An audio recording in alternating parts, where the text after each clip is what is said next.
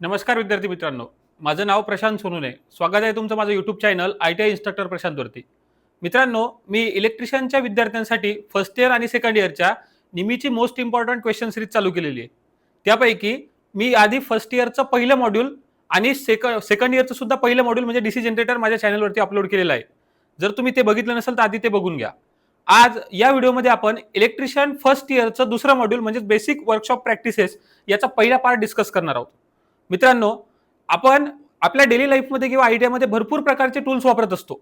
जसं उदाहरणार्थ आपण कार्पेंटर ट्रेडचे, शीट मेटल ट्रेड्सचे, भरपूर प्रकारचे हॅमर्स, असे विविध प्रकारचे काय टूल्स वापरतो. पण ऍक्च्युअलमध्ये ते टूल्स त्याला नाव काय आहे किंवा त्या टूल्सला आपण कुठं वापरलं पाहिजे हे आपल्याला माहिती नसतं. त्याच बरं, हे माहिती नाही इथपर्यंत ठीक आहे, पण एक्झाममध्ये यावर भरपूर प्रश्न विचारतात.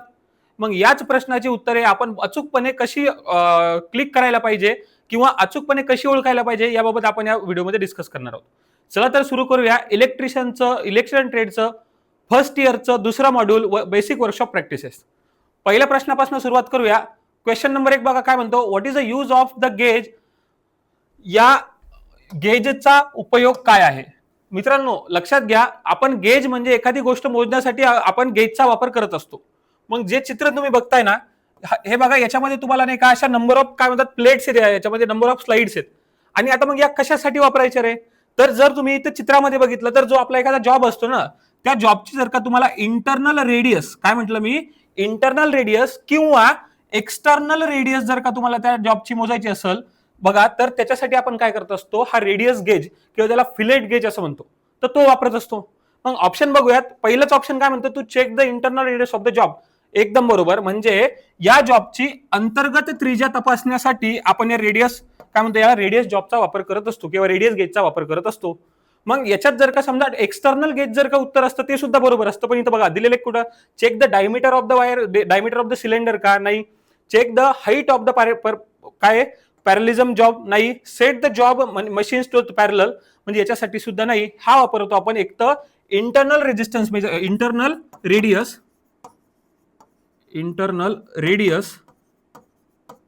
किंवा एक्सटर्नल रेडियस इंटरनल किंवा एक्सटर्नल रेडियस मेजर करण्यासाठी आपण या गेजचा वापर करत असतो. या गेजचं नाव काय, रेडियस गेज. म्हणजे याचं बरोबर उत्तर राहणार ऑप्शन नंबर ए. नंतरचा प्रश्न बघा. What is the name of the file? फाईलचे नाव काय आहे? म्हणजे खाली जे चित्रामध्ये फाईल दिलेली आहे ना, या फाईलचं नाव काय? आता बघा, आपण फाईल वर्कशॉपमध्ये नाही का भरपूर प्रकारच्या फाईल्स वापरत असतो. या फाईलला आपण सरफेसला स्मूथ मारण्यासाठी किंवा सरफेसला घासण्यासाठी फाईलचा वापर करतो. मग याच्यात भरपूर प्रकारच्या फाईल्स असतात. जसं की जर तुमच्या फाईलवरती असे डॉट डॉट डॉट डॉट जर का असतील, आता ही पूर्ण फाईलचं नाही का, हे पूर्ण फाईलचा एरिया झाला, यावर जर का डॉट डॉट डॉट छोटे छोटे डॉट असतील त्याला आपण रॅप्स कट फाईल म्हणतो. जर तुमच्या फाईलवरती अशा आडव्या लाईन्स असतील सिंगल प्रकारे, तर याला आपण नाही का सिंगल कट फाईल म्हणतो. म्हणजे एका लाईनला आपण कट म्हणतो. आता ही सिंगल कट आहे, सिंगल लाईन म्हणण्याला आपण सिंगल कट फाईल म्हटलं. पण जर का ह्याच कट हे असे पॅरलली आणि परत याला क्रॉस मध्ये जर का असतील तर याला डबल कट फाईल म्हणजे इथं काय झाल्यात, दोन कट झाल्या म्हणून आपल्याला या फाईलला काय म्हटलं, डबल कट फाईल म्हटलं. पण तेच जर का तुमच्या फाईलवरती अशा कट लाईन्स न देता असे आडवे कर्व दिले ना, तर याला आपण काय म्हणतो, कर्व कट फाईल. म्हणजे बघा, या प्रत्येक फाईलने एका वेगवेगळ्या कामासाठी वापरले जातात. मग आपल्याला काय विचारलं की या दिलेल्या इमेज मधली फाईल कोणती आहे? जर तुम्ही इथं व्यवस्थित बघितलं तर याच्यावरती कसे डॉट डॉट डॉट डॉट दिलेले आहेत. या इमेज मध्ये व्यवस्थित दिसत नाही, पण इथं काय डॉट डॉट दिलेले, म्हणून या फाईलला आपण काय म्हणत असतो, रॅप्स कट फाईल म्हणत असतो. बघा, जर यापैकी सुद्धा फाईल नाही का एक्झाम मध्ये असे लाईन्स देतील तुम्हाला, सिंगल कट आहे, डबल कट किंवा कर्व कट आहे, तर याच्यावरती सुद्धा काय करतात, समोर तुम्हाला प्रश्न दिसतील. म्हणून या प्रश्नाचं बरोबर उत्तर काय झालं, option number A, wraps cut file. बघा आता क्वेश्चन नंबर 3 काय म्हणतो, what is the name of tool? या साधनाचे नाव काय आहे? सर्वप्रथम लक्षात घ्या, एक व्यक्तीच्या हातामध्ये असं काहीतरी याला काय म्हणतात, अशा दोन लाईन्स आहेत आणि हे त्याच्या हातामध्ये दिलंय, म्हणजे याला पहिली गोष्ट नाही का कॅलिपर म्हणतात. मग त्या कॅलिपरचे नाही का 3 टाईप पडतात. मग जर तुमचा कॅलिपर म्हणजे बघा एखाद्या काय असतं म्हणजे का सेम, जर तुम्हाला जॉबचं डिस्टन्स मेजर करायचं असेल ना, तर त्याच्यासाठी आपण कॅलिपर वापरत असतो. मग जर समजा तुमच्या कॅलिपरचे असे सरळ लाईन आणि थोडे जर का म्हणजे असं बाहेरच्या साईडला जर का तुमचे असे पाय असे वाकलेले असतील, तर याला आपण इनसाइड कॅलिपर म्हणतो. काय म्हणतो याला? इनसाइड. बघा, याचे पाय कोणत्या साईडला आहेत, बाहेरच्या साईडला, तरी सुद्धा याला काय म्हणतो आपण, इनसाइड कॅलिपर म्हणतो. कोणतो कॅलिपर म्हणतो? इनसाइड कॅलिपर असं म्हणत असतो. ज्या कॅलिपरचे पाय हे आतल्या साईडला वाकलेले असतात ना, असे आतल्या साईडला वाकलेले आहेत, म्हणजे याला जॉबला असं बाहेरून पकडण्यासारखं आपण पकडण्यासाठी याला असं बनवतो, म्हणून याला आउट साईड कॅलिपर म्हणतो. कोणतं कॅलिपर म्हणतो? Out side calliper. पण जर त्या समजा तुमचे पाय वाकलेले नसतील, जर दोन्ही पाय सरळ असतील, याला आपण डिव्हायडर म्हणतो. काय म्हणतो त्याला? डिव्हायडर. बघा वरती नाव दिले, काय म्हणतो त्याला? डिव्हायडर असं म्हणत असतो. मग या डिव्हायडरचा उपयोग सरळ सरळ जॉबचा डिस्टन्स मेजर करण्यासाठी आपण वापरतो. जर तो जॉबचा इंटरनली तुम्हाला जर का डिस्टन्स मेजर करायचा असेल, म्हणजे आतल्या साईडला, तर आपण इनसाइड कॅलिपर वापरतो. बाहेरच्या साईडच्या आपण आउटसाइड कॅलिपर वापरत असतो. क्वेश्चन मध्ये दिसताना बघा, याच्यात नाही काय असे हे पाय असा बाहेरच्या साईडला वाकलेला आहे, बाहेरच्या साईडला वाकलेला पाय बाहेरच्या साईडला आहे, म्हणजे आपली इनसाइड कॅलिपर झाली. म्हणजे याचं उत्तर येणार ऑप्शन नंबर बी, इनसाइड कॅलिपर. बघा, जर डिवायडर असतं तर दोन्ही जर लेग सेम असतील तर डिवायडर, याच्यात जर का आउटसाइड कॅलिपर म्हणजे जर का दोन्ही लेग आतल्या साईडनं असे बेंड असले असते तर याला आपण आउटसाइड कॅलिपर म्हटलं असतं. आणि मग आता ऑड लेग कॅलिपर म्हणजे काय? ज्या कॅलिपरचा एक लेग असा सरळ राहतो आणि एक शॉर्ट राहतो. बघा, याचा असा असं नाही का, थोडं एक लहान एक मोठा राहतो, म्हणजे वेगवेगळे राहतात दोन्ही लेग, त्याला आपण ऑड काय म्हणतात त्याला? ऑड लेग कॅलिपर किंवा त्याला जेनी कॅलिपर सुद्धा म्हणतात. ती पण आपल्याला समोर क्वेश्चन मध्ये दिसणार आहे. मग बघा, या प्रश्नाचं बरोबर उत्तर काय? इनसाइड कॅलिपर, ऑप्शन नंबर बी. आता क्वेश्चन नंबर 4 काय म्हणतो? What is the cause of twisting defect in the timber? आता बघा, लाकडाच्या वळण दोषाचे कारण काय आहे? आता मी सांगतो तुम्हाला. बघा, जर एक लाकूड आहे आपला, आता याच्यामध्ये पहिले ऑप्शन वाचून घेऊ. त्यामध्ये काय काय डिफेक्टिव्ह स्टोरेज आहे, अनइव्हन श्रिंकिंग आहे, इम्प्रॉपर सिझनिंग आहे, किंवा इरेग्युलेटरी इन ग्रोथ आहे. काय होतं माहितीये का? ज्यावेळेस तुमचा लाकूड आहे समजा, जर हा लाकूड तुम्ही काय केला, याला वाळवलं किंवा अर्धा उन्हात ठेवलं, काय होतं की हा वाळल्यानंतर काय होतो, लाकूड असं अंकुंजन पावतो. मग त्याच्यामुळे हा इथं श्रिंकिंग येऊन जाते. पण हा जर एका साईडचा भाग वाळला नाही तर तो काय राहतो, तो सरळ राहतो. त्याच्यामुळे काय होत असतं की याच्या लाकडामध्ये नाही का वळण तयार होतं. मग या वळणाचं मेन मुख्य कारण काय? Uneven shrinking. म्हणजे जर तुमचा जो लाकूड आहे तो जर का एका साईडनं जास्त श्रिंक झाला आणि एका साईडनं कमी श्रिंक झाला तर तुमच्या लाकडामध्ये काय होतं, ट्विस्टिंग हा दोष निर्माण होत असतो. त्याच जर का इरेग्युलेटरी ग्रोथ असेल का नाही तर तुमचा म्हणजे काय होईल माहितीये का, तुमच्याला गाठ तयार होईल, किंवा तो लाकडाचा काय होईल माहितीये का, स्ट्रेंथ कमी होतील. हे बाकीचे रिझन वेगळे, पण या म्हणजे ट्विस्टिंग हा डिफेक्ट फक्त आणि फक्त कशामुळे असतो? अनइव्हन श्रिंकिंगमुळे ट्विस्टिंग हा डिफेक्ट त्या लाकडामध्ये येत असतो. बघा, त्याच्यानंतरचा प्रश्न काय म्हणतो? What is the cause use a काय मॉरिस्ट चिझल? मॉरिस्ट चिझल म्हणजे चिझल म्हणजे काय असतं? छन्नी. या मॉरिस्ट चिझलचा काय उपयोग असतो? बघा, मॉरिस्ट चिझल दिसायला बघा तुम्हाला अशी दिसते. याच्यामध्ये बघा, जर तुम्ही बघितलं ना, असा स्क्वेअर टाईप किंवा रेक्टेंग्युलर टाईप भाग आहे. आता चिझल म्हणजे काय? आपण लाकडाला होल करण्यासाठी आपण ही चिझल वापरतो. मग आता जर का याचा समोरचा भाग जर का रेक्टेंग्युलर असेल तर विचार करा, जर तुम्ही रेक्टेंग्युलर बघा, एखादं असं लाकूड आहे किंवा एखादी लाकडाची पट्टी, त्याच्यामध्ये जर का तुम्हाला मधोमध असा रेक्टेंग्युलर एवढा भाग जर कापायचा असेल ना, तुम्ही या चिझलचा वापर करत असता. मग याचं उत्तर काय येणार? बघा, जनरल चिझलिंग वर्क सगळ्या नाही, जनरल चिझलिंग वर्कसाठी फर्मर चिझल वगैरे वापरतो आपण. म्हणजे याच्यासाठी कोणती चिझल वापरणार? फर्मर चिझल वापरणार. फर्मर चिझल. मग आता आपल्याला काय विचारलं? काय मॉरिस्ट चिझल विचारलं. मग मॉरिस्ट चिझलचा बघा, म्हणजे याच्यात काय असतो? Making the rectangular holes in wood. म्हणजे जो होल आहे, त्या जो वूड आहे त्या वूड मध्ये रेक्टेंग्युलर होल तयार करण्यासाठी आपण कोणती चिझल वापरत असतो? मोटाईज किंवा मोरिस्ट चिझल असं म्हणतो आपण त्याला. म्हणजे याचं उत्तर राहणार ऑप्शन नंबर बी, काय? To making the rectangular hole in a wood. Question number 6 काय म्हणतो? Which type of stake is use to sharp the blade, काय? Sharp bends in a sheet metal. Sheet metal मध्ये तीक्ष्ण वाकण्यासाठी कोणत्या प्रकारचे stake वापरले जातात? मित्रांनो, एक गोष्ट लक्षात घ्या, आता स्टेक म्हणजे काय? बघा, तुम्ही नाही का एखाद्या वर्कशॉपमध्ये जर गेले असाल तर वर्कशॉपमध्ये नाही का ज्या ठिकाणी शीट मेटलचं वगैरे वर्कशॉप आहे, किंवा आपण चांबाराकडे जातो बा, चांबार तो आपली चप्पल शिवताना बघा त्याच्या खाली नाही का लोखंडी मोठा एक लोखंडाचा ब्लॉक ठेवलेला असतो, आणि त्या ब्लॉकवरती तो करतो आपली चप्पल ठेवून त्याच्यावरती खिळे जर मारायचे खिळे मारतो. किंवा शीट मेटलमध्ये बघा, पत्रा वगैरे वाकवण्यासाठी शीट मेटलची मुलं त्याच्यावरती काय करतात? पत्रा वाकवण्यासाठी खाली लोखंडी काय करतात? लोखंडी मोठा ब्लॉक असतो त्याच्यावरती ठेवतात. मग त्यांचं म्हणणं काय? जर समजा तुम्हाला जी लोखंडी शीट आहे त्याला एकदम बेंड म्हणजे एकदम शार्प बेंड करायचं असेल तर त्याच्यासाठी तुम्ही काय कोणता स्टेक वापरणार? म्हणजे त्या लोखंडी ब्लॉकला आपण स्टेक म्हणतो. मग त्याच्यासाठी कोणता वापरणार? बघा, असे वेगवेगळ्या प्रकारचे नाही का स्टेक असतात. बघा, हाफ मून स्टेक असतो, ब्रेक हॉर्न स्टेक असतो, हॅचेट स्टेक असतो, नंतर काय फ्युनेल स्टेक. म्हणजे बघा, नरसाळ बघितलं असेल तुम्ही, जो नरसाळ आपण म्हणतो त्याला एकदम कोन तयार करण्यासाठी असा कोन वगैरे बनवतो ना आपण, कोन शीट मेटलचा असा कोन जर बनवायचा असेल तर त्यासाठी आपण नाही का हा फनेल स्टेक वापरत असतो. आणि एक असतो स्क्वेअर स्टेक. मग सर्वात जास्त ज्याला तुम्ही बघता असा स्क्वेअर टाईपचा एक स्टेक असतो, म्हणजे प्रत्येक म्हणजे मॅक्झिमम वर्कशॉपमध्ये असा ठेवलेला असतो. तर हा जनरल पर्पजसाठी स्टेक वापरतो. पण त्यांनी आपल्याला इथे जनरल पर्पज विचारलं का नाही? त्यांनी काय विचारलं आपल्याला की एकदम काय शार्प बेंड करायचंय. जर तुम्हाला एखाद्या ऑब्जेक्टला शार्प बेंड करायचं असेल तर तो स्टेक पण कसा शार्प लागल, म्हणजे तो हा स्टेक असतो, या स्टेकचं नाव असतं बघा हॅचेट स्टेक. काय म्हणते त्याला? Hatchet stake. मग हॅचेट स्टेकचा वापर आपण कशासाठी करत असतो? जर तुम्हाला एखाद्या शीटला एकदम शार्पली बेंड करायचं असेल तर त्याच्यासाठी आपण हॅचेट स्टेकचा काय वापर करत असतो. मग हे बघा, हे मी तुम्हाला सांगितलं हे कोणतं स्टेक आहे, फनल स्टेक वगैरे. जर का तुम्हाला शंकू वगैरे आकाराची शीट बेंड करायची असेल त्याच्यासाठी तुम्ही कोणतं हे स्टेक वापरणार. म्हणजे सरळ सरळ एक लक्षात राहू द्या की शीट मेटलमध्ये या स्टेकचा सर्वात जास्त वापर होतो. मग आता म्हणजे याचा ऑप्शन नंबर समजलं तुम्हाला, ऑप्शन नंबर बी हॅचेट स्टेकचा वापर आपण कशासाठी करत असतो? शीट मेटलमध्ये एकदम काय शार्प एखाद्या गोष्टीला बेंड करण्यासाठी करत असतो. त्याच्यानंतरचा क्वेश्चन बघा, question number 7. Which type of cold chisel use for squaring material at a corner. आता बघा, चिजल म्हणजे छन्नी, आणि आपण छन्नीचा उपयोग कशासाठी करत असतो रे? एखाद्या गोष्टीला काय म्हणतात एक तर कट करण्यासाठी किंवा त्याला ठोकण्यासाठी आपण छन्नीचा वापर करतो. मग जर त्यांचं म्हणणं काय की असं एकदम कॉर्नरवाली नाही का एखादी शीट आहे, एखादी कॉर्नरवाली कशी अशी शीट आहे एखादी ज्याच्यात नाही कसा एकदम कॉर्नर आहे, आणि या कॉर्नरच्या तुम्हाला या साईडला काय करायचं, छिलायचंय. मग तुम्ही कोणत्या चिजलचा वापर करणार? बघा आता कॉर्नर आहे, मग कॉर्नरला छिलण्यासाठी आपण काय करतो, सरळ जी रेक्टेंगल किंवा स्क्वेअर टाईपची आहे ना त्याला आपण वापरतो. पण मग इथं काय दिलं, वेब चिजल दिलं, क्रॉस कट चिजल दिलं, हाफ राऊंड दिला आणि डायमंड दिलं. मग याच्यापैकी बघा डायमंडचा आकार कसा असतो, असा, म्हणजे याला आपण स्क्वेअर टाईप, जर याला सरळ पकडलं स्क्वेअर टाईप बनवू शकतो. म्हणून जी डायमंड चिजल जी असते ना, जिथं समोरचं टोक म्हणजे हे जर हा दिसतो ना मला, हा टोक जर का तुम्हाला डायमंड सारखा दिसत असेल तर त्याला आपण डायमंड चिजल असं म्हणत असतो.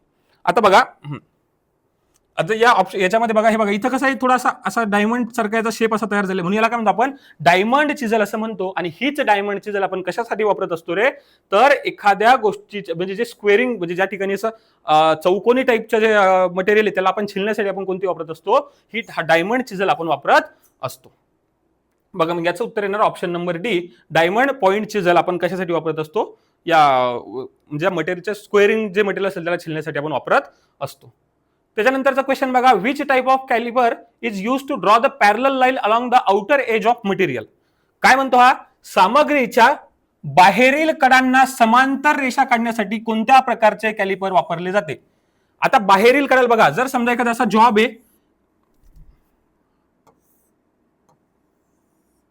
हा जॉब आहे समजा, आणि या तुम्हाला काय करायचं, या जॉबच्या एकदम पॅरललला, कोणत्या साईडला, पॅरलल साईडला असं नाही का इथे एक लाईन ड्रॉ करायची, पॅरलल एकदम सारखी आली पाहिजे. मग याच्यासाठी नाही का तुम्ही ऑड लेग कॅलिपर, म्हणजे एक कॅलिपर अशी वापरणार जिचा एका लेगला बघा असा आतून टोक आहे आणि एका वरती नाही का लाईन, म्हणजे लाईन ओढण्यासाठी असं काय राहील, एकदम शार्प मार्क राहील. मग तुम्ही काय करणार, जो ही आतली बाजू याला पॅरलली असं काय याला घासत नेणार, आणि त्याच वेळेस काय करणार, हा वाला जो टोक आहे जो शार्प वाला, हा याच्यावरती ओढत जाणार, इथं काय तयार होणार, एक पॅरलल लाईन तयार होणार. म्हणजेच आपण अशा टाईपच्या, म्हणजे ज्या जॉबच्या एखाद्या पॅरलल लाईन जर का तुम्हाला काढायची असेल तर त्याच्यासाठी आपण ऑड लेग कॅलिपर वापरतो. कोणती वापरतो? Odd leg. पण ऑड लेग कॅलिपर उत्तर नाही, म्हणजे याचा ऑड लेग कॅलिपरचा दुसरा नाव त्याला आपण जेनी कॅलिपर असं म्हणत असतो. म्हणजे बघा, मी तुम्हाला सांगितलं होतं बघा, या एका कॅलिपरला इकडून टोक आहे आणि एक टोक असं वाकलेलं आहे, बरोबर. म्हणून याला आपण काय ऑड लेग, कारण दोन्ही लेगीचे सारखेच का नाही, म्हणून याला आपण काय म्हणलं, ऑड लेग कॅलिपर म्हटलं आपण. याला लिहून घ्या वाटलं असतं, ऑड लेग कॅलिपर. मग अशा प्रकारे आपण याच्यासाठी कशासाठी, पॅरलल लाईन ड्रॉ करण्यासाठी आपण कोणती वापरत असतो? जेनी कॅलिपर, ज्यालाच की आपण ऑड लेग कॅलिपर असं सुद्धा म्हणतो. मग बघा, आपण इनसाइड कॅलिपर पण शिकलो, ज्या कॅलिपरचे दोन्हीच्या दोन्ही पाया असे आउटसाइडला ड्रॉ म्हणजे वाकलेले, त्याला आपण कोणती म्हणणार? इनसाइड कॅलिपर म्हणणार. ज्या कॅलिपरचे दोन्हीच्या दोन्ही पाया असे बाहेरच्या साईडला आहेत, म्हणजे एक असं आहे, सॉरी हा एक आतल्या साईडला आहे असं, त्याला आपण आउटसाइड कॅलिपर म्हणणार. आणि स्प्रिंग जॉईंट कॅलिपर म्हणजे मी तुम्हाला सांगितलं जी फिक्स असते त्याला आपण स्प्रिंग जॉईंट कॅलिपर असं म्हणत असतो. अशा प्रकारे या प्रश्नाचं बरोबर उत्तर झालं option number B, jenny caliper. आता क्वेश्चन नंबर 9 काय म्हणतो, what is the name of the drill bit. खाली दिलेल्या ड्रिल बीटचं नाव का, म्हणजे काय दिले, ड्रिल बीटचं नाव काय? आता तुम्हाला माहिती आहे ड्रिल बीट कशासाठी वापरतो? पण ड्रिल मशीन एखाद्या ठिकाणी होल करण्यासाठी आपण ड्रिल बीट वापरतो. मग बघा, ड्रिल बीटचे पण वेगवेगळे टाईप असतात. म्हणजे जसं एखाद्या ठिकाणी खूप लाकडावर वगैरे ड्रिल करायचं असेल तर तुम्हाला साधं बीट चालतं. पण तीच जर का ड्रिल तुम्हाला मोठ्या भीतीमध्ये किंवा कॉन्क्रीटवरती करायचं असेल तर चांगल्या क्वालिटीचं बीट किंवा चांगलं मोठं बीट तुम्हाला वापरावं लागतं. मग हे झालं ड्रिल बीट. तर ड्रिल बीटचे नाही का टाईप पडतात. त्याचं फ्लॅट ड्रिल बीट. आता ज्या ठिकाणी बघा तुम्हाला असं ते ड्रिल बीट दिसायला असं दिसतं, फ्लॅट ड्रिल बीट. बघा समोर याचा फ्लॅट आहे आणि थोडासा पॉईंट निघलेला आहे, म्हणजे हे फ्लॅट टाईपचं ड्रिल बीट झालं. त्याच्यानंतर बघा थोडं मोठं आणि त्याला म्हणतो आपण टेपर शँक ड्रिल बीट. आता टेपर शँक म्हणजे हे ड्रिल बीट नाही का एकदम ज्या ठिकाणी नाही का काय म्हणतात त्याला हेवी ड्युटीसाठी वापरलं जातं. हेवी ड्युटी उदाहरणार्थ कॉन्क्रीटची मोठी वॉल आहे त्याच्यामध्ये होल वगैरे करायचं असेल तुम्ही हे कोणतं टेपर शँक बीट वापरता. एक काउंटर सिंक बीट असतं, हे बघा याच्यामध्ये सिंगल थ्रेड आहे तर याला काउंटर सिंक बीट असं म्हणतात. आणि एक असतं स्ट्रेट शँक बीट, हे जवळपास नाही का टेपर सारखं जसं, पण हे नाही का लो ड्युटी म्हणजे सॉरी काय म्हणतात लाईट ड्युटी सारखं वापरतात, लाईट ड्युटी. उदाहरणार्थ तुम्हाला एखाद्या छोट्या लाकडामध्ये वगैरे होल करायचं असेल तर तुम्ही कोणतं स्ट्रेट शँक बीट वगैरे वापरत असता. मग याच्यामध्ये हे जे बीट दिसतं आपल्याला याला म्हणतो आपण टेपर शँक बीट. कोणतं बीट म्हणजे असतो याला टेपर शँक बीट. म्हणजे या प्रश्नाचं बरोबर उत्तर झालं ऑप्शन नंबर बी, टेपर शँक बीट. क्वेश्चन नंबर 10 काय म्हणतो, what is the name of the stack use for a general purpose in sheet metal work. म्हणजे आता मी तुम्हाला काय सांगितलं, स्टेक म्हणजे काय की शीट मेटलच्या कामामध्ये सामान्य हेतूसाठी वापरल्या जाणाऱ्या स्टेकचे नाव काय आहे. जनरल पर्पज म्हणजे की कोणतंही काम जसं काय म्हणजे स्पेसिफिक काही फिक्स वर्क नाहीये, जनरल वर्क तुम्हाला करायचंय किंवा तुम्ही तिथं काहीतरी एखादी शीट आणून ठोकणार आहे किंवा दुसरं काहीतरी म्हणजे जनरल काम आहे, असं काही स्पेसिफिक काम नाहीये, त्याच्यासाठी तुम्ही कोणत्या प्रकारचा स्टेक वापरा. मी तुम्हाला सांगितलं जो लोखंडी भाग असतो, लोखंडी ब्लॉक असतो त्याला आपण स्टेक म्हणतो. मग असा कोणता स्टेक आहे की जनरल पर्पज साठी वापरणार. बघा आता कोण बनवण्यासाठी तुम्ही तो जनरल पर्पज वाला वापरणार नाही, त्याला ते टनल काय टनलवाला किंवा फनलवाला का वापरावा लागतो तुम्हाला कोण बनवण्यासाठी. पण जनरल पर्पज सांगितला, मग जनरल पर्पज साठी मी तुम्हाला आता सांगितलं की जो स्क्वेअर वाला असतो ना, स्क्वेअर वाला जो हे असतो काय म्हणतात स्क्वेअर वाला जो स्टॅक असतो ना त्याला आपण जनरल पर्पज साठी वापरत असतो. मग याचं बघा ऑप्शन नंबर पहिलेच बरोबर राहणार उत्तर, option number A square stack. मग मी तो आताच बघितला आपण हॅचेट स्टॅक कशासाठी वापरत असतो रे, एकदम शार्प बेंड जर का तुम्हाला करायचं असेल तर आपण कोणतं वापरत असतो, हॅचेट स्टॅक वाला वापरत असतो. मग आता इथं काय शार्प बेंड साठी एखाद्या मेटलला कसं तुम्हाला काय करायचंय शार्प बेंड करायचंय तर त्याच्यासाठी हॅचेट वाला वापरणार. मग ब्लो हॉर्न म्हणजे कोन वगैरे सारखी डिझाईन बनवण्यासाठी नाही का अशी डिझाईन बनवण्यासाठी तुम्ही ब्लो हॉर्न वापरणार. आणि बिवेल एज स्क्वेअर टाईप म्हणजे असा याचे वेगवेगळ्या प्रकारचे नाही का वेगवेगळ्या कामासाठी आपण हे स्टॅक वापरत असतो. अशा प्रकारे या प्रश्नाचं बरोबर उत्तर काय झालं ऑप्शन नंबर बी, हॅचेट स्टेक. क्वेश्चन नंबर 11 काय म्हणतो, what is the number of 125. म्हणजे आयसोमेट्रिक फाईन थ्रेड मध्ये M12 मल्टिप्लाय बाय 1.25 मध्ये 1.25 ही संख्या काय दाखवते. बघा जर एखादा नट बोल्ट असेल ना त्याच्यावरती असे थ्रेड करतात.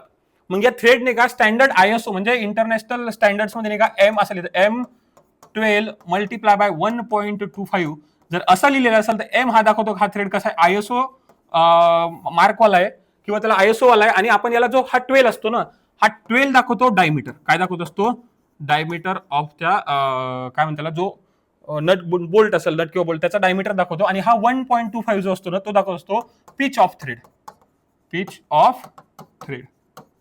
आता बघा मग याच्यात हा 12 काय दाखवणार रे, 12 दाखवणार डायमीटर आणि 1.2 पिच म्हणजे काय ते बघा या ज्या दोन हा जो थ्रेड बनला ना या थ्रेडच्या दोन थ्रेड मध्ये किती डिस्टन्स आहे हा दाखवत असतो हा नंबर. मग आपल्याला तोच विचारला की 1.25 काय दाखवतो, 1.2 दाखवणार पिच ऑफ द थ्रेड म्हणजे थ्रेडचा पिच दाखवण्यासाठी आपण हा 1.25 वापरतो. पण जर आपल्याला क्वेश्चन मध्ये ही 12 विचारलं असतं ना तर 12चं उत्तर आलं असतं डायमीटर ऑफ द थ्रेड. काय उत्तर असतं डायमीटर ऑफ द थ्रेड. मग अशा प्रकारे याचं बरोबर उत्तर झालं option number B, pitch of the thread. Question number 12 काय म्हणतो, what defect will occur in timber due to the irregularity in a growth. म्हणजे फांद्यांच्या वाढीच्या अनियमिततेमुळे एक लाकडात कोणता दोष निर्माण होत असतो. बघा जर एखादी झाडाची अशी फांदी असेल म्हणजे अशी एक फांदी काय झाली आता ह्या अशा नंबर ऑफ फांद्या आहेत, मग जर या फांदी एक जास्त वाढली आणि एक कमी वाढली बरोबर आहे, मग एक जास्त वाढली आणि एक जर का खूप जास्त वाढली एक कमी वाढली तर तिने काही गाठ तयार होते. काय तयार होते गाठ, ज्याला आपण नॉट म्हणतो. म्हणजे जर तुमची फांदी इरेग्युलर ग्रोथ असेल म्हणजे एक फांदी जास्त वाढलेली एक कमी वाढली त्याच्यामुळे एखाद्या लाकडामध्ये गाठ तयार होते आणि याला आपण नॉट म्हणतो. काय म्हणतो नॉट. म्हणजे इरेग्युलरिटी फांद्याच्या वाढीच्या अनियमिततेमुळे गाठ तयार होत असते. काय तयार होत असते गाठ तयार होत असते. आता बघा नंतरचा प्रश्न काय म्हणतो question number 13 which file is use to sharpening the blunt teeth of tenon saw. म्हणजे जी टेनॉन सॉ असते ना त्या टेनॉन करवतीच्या बोथट दात तीक्ष्ण करण्यासाठी कोणती फाईल वापरली जाते. मी तुम्हाला सांगितलं फाईलला आपण नाही का फाईलला मेटलवरला शार्प करण्यासाठी किंवा घासण्यासाठी वापरतो. मग जर आपला बघा टेनॉन सॉ जर तुम्ही बघितली असेल बघा टेनॉन सॉ म्हणजे आपली जी आरापत्ती वगैरे असते ना मोठ्या अशी त्याला आपण टेनॉन सॉ म्हणतो. आणि तुम्ही जर बघितलं असेल याच्यावरती असे दात असतात पहा म्हणजे आपण ते लाकडात म्हणजे लाकडावरती हे करतो घासतो आणि त्याच्यामध्ये लाकूड कट होतं. मग हे जे बघा हे असे ट्रँग्युलर असतात. मग मला सांगा जर तुम्हाला याला शार्प करायचं असेल याला काय तुम्हाला म्हणजे याला धार लावायची शार्प करण्यासाठी तुम्हाला घासावं लागेल आणि हे दात याच्यामध्ये डायमीटरमध्ये म्हणजे याच्यात डिस्टन्स खूप कमी असतं. मग याला घासण्यासाठी नाही का आपल्याला ट्रँग्युलर म्हणजे जी असते ना ही ट्रँग्युलर फाईल असते, ती फाईलच याला काय करायसाठी म्हणजे तीक्ष्ण करण्यासाठी किंवा धार लावण्यासाठी वापरली जाते. म्हणून याचं उत्तर काय येणार? Triangular file. काय उत्तर येणार? Option number C, triangular file. का बरं ट्रँग्युलर? कारण याच्यामध्ये ट्रँग्युलर फाईल परफेक्ट बसू शकते आणि घासला जाऊ शकतं. बाकी जर तुम्ही कोणतीही फाईल याच्यामध्ये वापरली तर त्याच्यात ती बसणारच नाही. मग त्या दात म्हणजे आपल्याला काय त्याला दाताला धार द्यायची ना, मग धार देण्यासाठी आपण काय करू असतो? ट्रँग्युलर फाईल किंवा त्रिकोणी आकाराची फाईल आपण कशासाठी वापरत असतो रे?